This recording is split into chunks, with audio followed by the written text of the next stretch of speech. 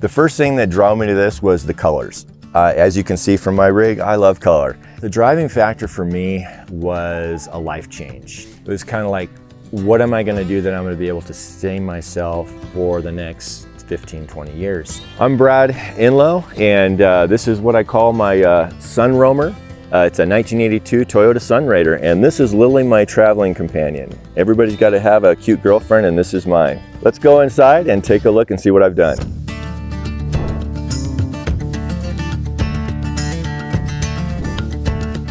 So in my Sun Rader, I originally got this. It's a 1982, and it was a completely gutted shell, nothing but fiberglass. And so I got to design everything, which was pretty fun to do. My kitchen here, I decided instead of having what they typically have, which is a sink and stove together, decided to separate those two. So I've got the stove on the one side, 3-burner standard RV stove, and just a deep sink on the other side, which also houses some of my foods and stuff like that. I did the open concept so that I don't have any drawers to get in the way. When I did this, I also built it kind of closer to the walls, which gave me a more open feel. I don't have a passenger, so my passenger is a 75-quart Dometic fridge. I have both the fridge and freezer, and I love the freezer idea because, you know, having meats and vegetables and whatever you want to keep frozen is just a game changer. I wanted to have some spices in here, and I've seen all different kinds of magnetic ones and stuff like that, but I built this as a 4x4 rig to really get off-road, and I was concerned about those falling all over the place. So the first thing that drew me to this was the colors. As you can see from my rig, I love color. And when I saw these, I found out that they were metal, and I took a walnut and did it the same size as this and inserted a magnet. And so these do not move. Because I built this rig to be really off-grid and I have the storage for food, I'd like to be out closer to 2 weeks, but I've only been able to push 10 days with the 20 gallons of water, and that is being very thrifty. One of the nice things, and I love this material, it's called L-Track. And I've got L-Track up here, L-Track over here, and L-Track over the kitchen area. And it's very modular, so what it does is allow me to, once I get set up in a location, I can put all my pots and pans, I can put jackets, shirts. I've got well, I've got Kermit right now there in my swinging hammock. So in the kitchen area over here also, as far as storing things, I've got just your basic kitchen drawers. And what everybody needs in their kitchen is a composting toilet.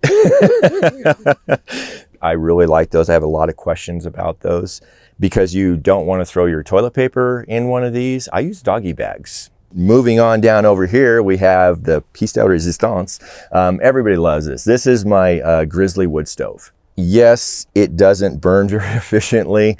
Every 2 hours, you've got to stoke it. So when you're up on the rim here in Arizona and it's 16 degrees and you're trying to sleep at night, it's not the best choice. I do have a diesel heater as secondary heat, but during the day, this thing is great. I absolutely love it. So as we come down below the stove is another area, and this is my wood area, and it's kind of cool. I actually have a compartment from the outside where I can put the wood in through here. Another little tidbit, these compressed sawdust burn really well in the wood stoves. They're a little bit heavy, but they're really nice for using right before you go to bed. And underneath, again, just a little this is my almost junk drawer. You've got to have some place to put like bags and all different kinds of stuff like that. And I like to keep the weight of everything as low as possible and keep the lighter items up top. So down here is where I have my canned goods storage. And it's completely modular, so these just kind of, as the different size cans go, I can move these center pieces around.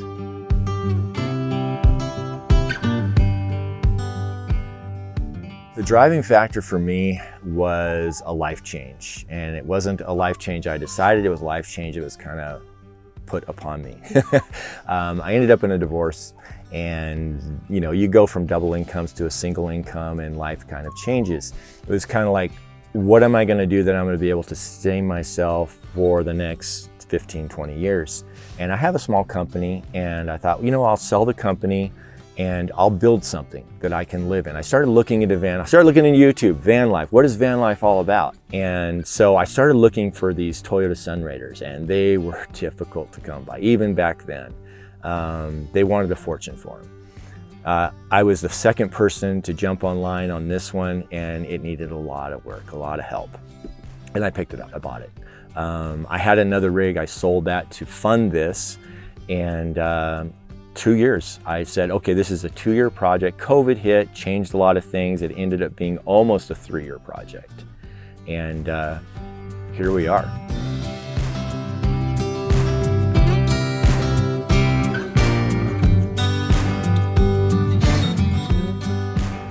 One of the things that's nice about this type of rig is an over-the-cab bed. I don't have to make the bed and move everything around to use the bed. When I'm tired, it's just right here. I also have a composting bin that I actually use for my step. Pull that out at night, you know, double purpose everything that you can when you're in tight quarters. This is a air foam mattress called an X-Speed Duo, and it is adjustable as far as how much air you put in it, so you can have a firm mattress or a soft mattress. I swear by these things. I had this in my rooftop tent, and when I went to building the Sun Rader, this came with me.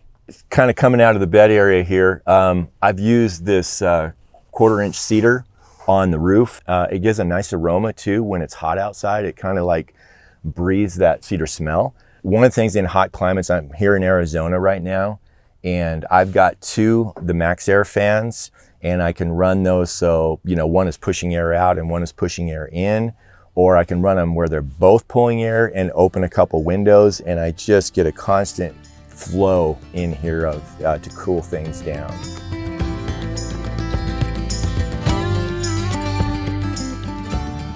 I have this incredible view. I can pull up to the back of a canyon, open these things up, and it can just be stunning outside. Now, right now, I'm at Overland Expo, and there's just nothing but a bunch of extra rigs, but they're really cool rigs.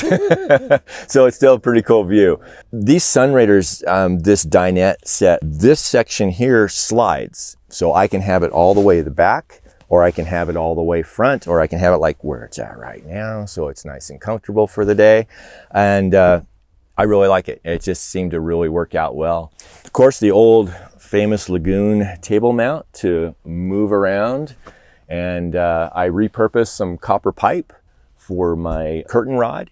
Believe it or not, all the curtains that you see, all that stuff was done by me. I also know how to sew. Something my grandma taught me, and I thank my grandma for that. This insulation is called Warm Window.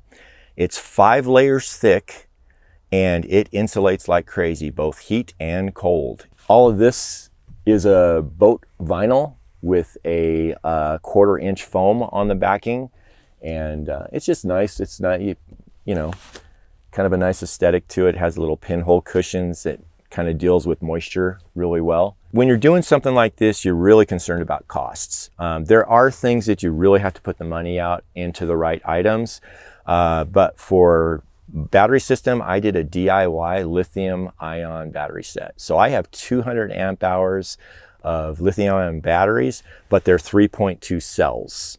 And then I added my own BMS or battery management system to that.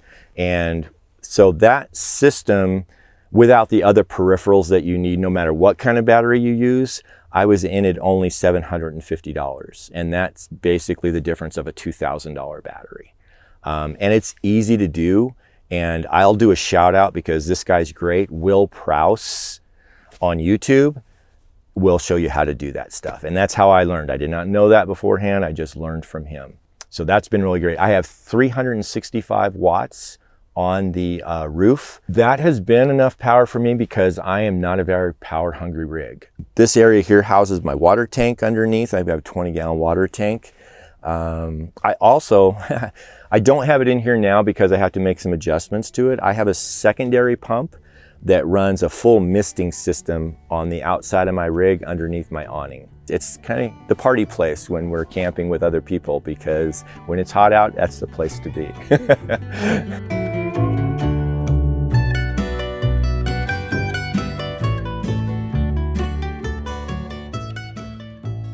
I'm at Overland Expo right now, and there's just all these overland vehicles with DIYers like myself. And to hear their stories, sit at the campfire, listen and find out how they started, what they started with.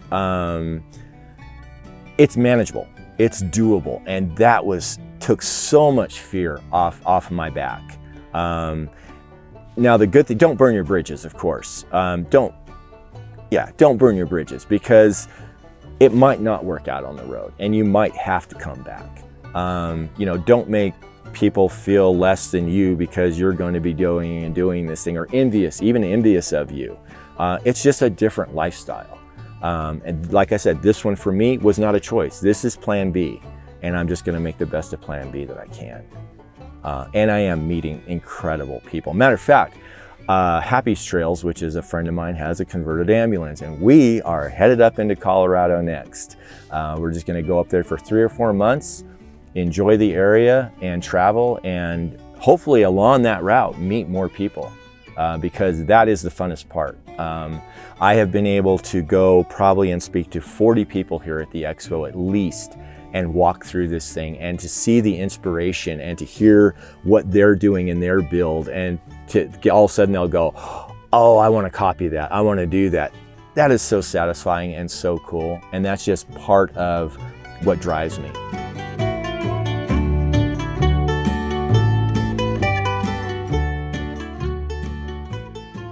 This is a 1982 Toyota Sun Rader, and most of these Sun Raders stock come as 2-wheel drive. And so one of the things I knew I was going to want to do when I had it was convert it to 4-wheel drive. And that's what we've got. So we've got a 85 front axle and standard Toyota rear axle. Got rid of the dually because I wanted to run bigger tires. I've tried to do some DIY items like using junkyard springs and stuff like that. But once I got it off road, I found out that just was not cutting it. And again, it's one of those areas where you've got to say, I've got to put the money in where it counts. So I used some great companies on the rear. I called Alcan Springs and had them build me a custom set of springs based on the weight and what I want to do with this rig. And they nailed it. So also on the front, I had to contact Fox Shocks and got a custom set of valve shocks. Again, a little pricey, but putting the money where it counts. This thing's like butter on those roads now. I do have limited slip in the front and a full locker and selectable locker in the rear. And so this thing gets where it needs to go, and it does it pretty well. So the fun stuff up front, let's get to that, is my hammock. This is the Metal Clean Metalworks hammock, and I love this thing. This thing is so much fun. And behind our fun hammock, we had to drop in a 3.4. The 22R was just not cutting it with the 33s and the 4x4 and, you know, all the extra weight you wear. So yeah, dropped in a 3.4, dropped in 456 gears. Hindsight, I should have done 488s. 488s would have kept it in the power band a little better going up hills. Being such a small vehicle, I decided I wanted a lot of more outdoor storage. And so put this up on here instead, just kind of welded up a quick frame to hold this up, and it's done really well. It's lightweight. It's just for a normal truck that sits in kind of sideways, so it opens on that end and then opens on the top, and it works really well. I also have my little Blackstone grill with kind of like a makeshift table out here that's adjustable. These make it really nice. This one opens up, just goes into a clothing area and stuff like that. This one I can actually feed where I bring my wood in.